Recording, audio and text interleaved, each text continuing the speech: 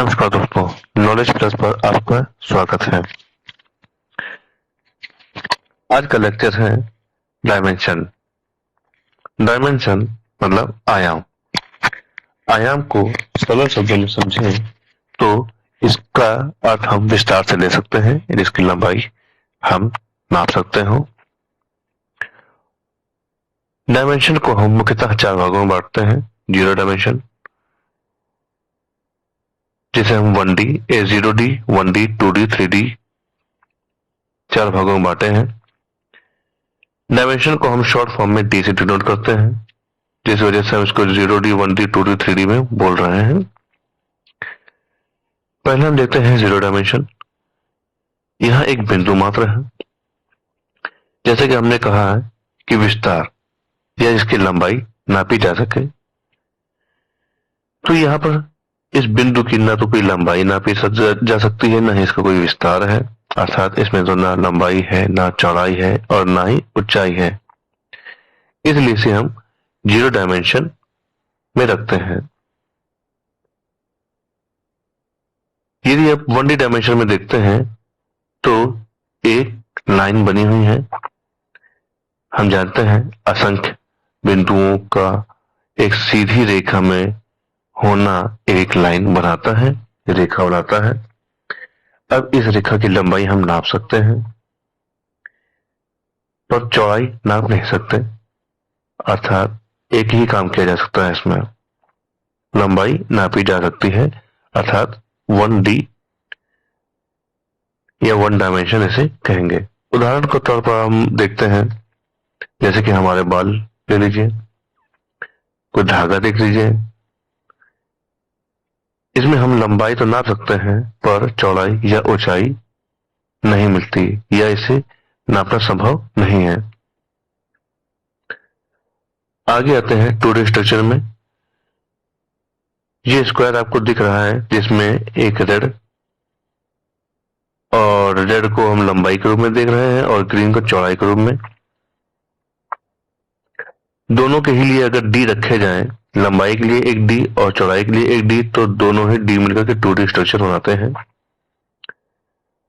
साधारण भाषा में हम ये कह सकते हैं कि ऐसी आकृति जिनका क्षेत्रफल निकाला जा सकता है और आयतन निकाला नहीं जा सकता, वो 2D स्ट्रक्चर में आते हैं। जैसे कि अपने घर में अब देखा होगा, पोस्टर हो गया जिसमें लंबाई है, चौड़ाई है, पर ऊंचाई मापना संभव नहीं है। कॉपी का पन्ना हो गया, बच्चों के लिए लूडो और चेस का बोर्ड जो देखते हैं आप, पतला कागज वाला। तो ये भी कह सकते हैं कि कोई ऐसी आकृति जिसका क्षेत्रफल तो निकाला जा सकता है, आयतन नहीं निकाला जा सकता, ऐसी आकृति को 2D स्ट्रक्चर या 2D आकृति कहते हैं। अब आते हैं 3D स्ट्रक्चर में। इसमें हम देख रहे हैं कि एक लाल, एक नीली, एक हरी छड़ है, जिसको हम क्रमशः लंबाई, चौड़ाई और ऊंचाई के रूप में देखते हैं। यदि हम तीनों में ही एक एक डी बांट दें तो यह 3D स्ट्रक्चर बनता है। इसको सरल भाषा में हम देखते हैं तो कहेंगे कि ऐसी आकृति जिसका आयतन निकालना संभव हो या जिसमें लंबाई, चौड़ाई और ऊंचाई दे रखी हो, 3D आकृति कहलाती है। उदाहरण के तौर पर आप घर पे देखेंगे, डब्बा हो गया, टंकी हो गई, गेंद हो गया, फुटबॉल हो गया, जो जिनमें लंबाई, चौड़ाई और ऊंचाई तीनों ही विद्यमान होती हैं। इस तरह की आकृति को हम 3D स्ट्रक्चर या 3D आकृति कहते हैं। आगे आने वाले लेक्चर में 1D, 2D और 3D से संबंधित जितने भी आकृतियां हैं उनको विस्तार पूर्वक समझेंगे। जैसे कि 1D में रेखाएं हैं, आपकी समांतर रेखाएं हो गई, एकांतर रेखाएं हो गई, समानांतर रेखाएं हो गई। तो 2D स्ट्रक्चर में आप देखेंगे फिर कि त्रिभुज हो गया, चतुर्भुज हो गया, और 3D स्ट्रक्चर में देखेंगे आप घन, घनाभ, बेलन, गोला। तो ये सारी आकृतियों का विस्तार पूर्वक आकलन करेंगे और इनको समझेंगे।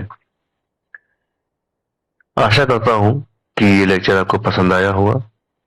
पसंद आया हो तो इसे लाइक करें, सब्सक्राइब करें और शेयर करें। तब तक के लिए जय हिंद।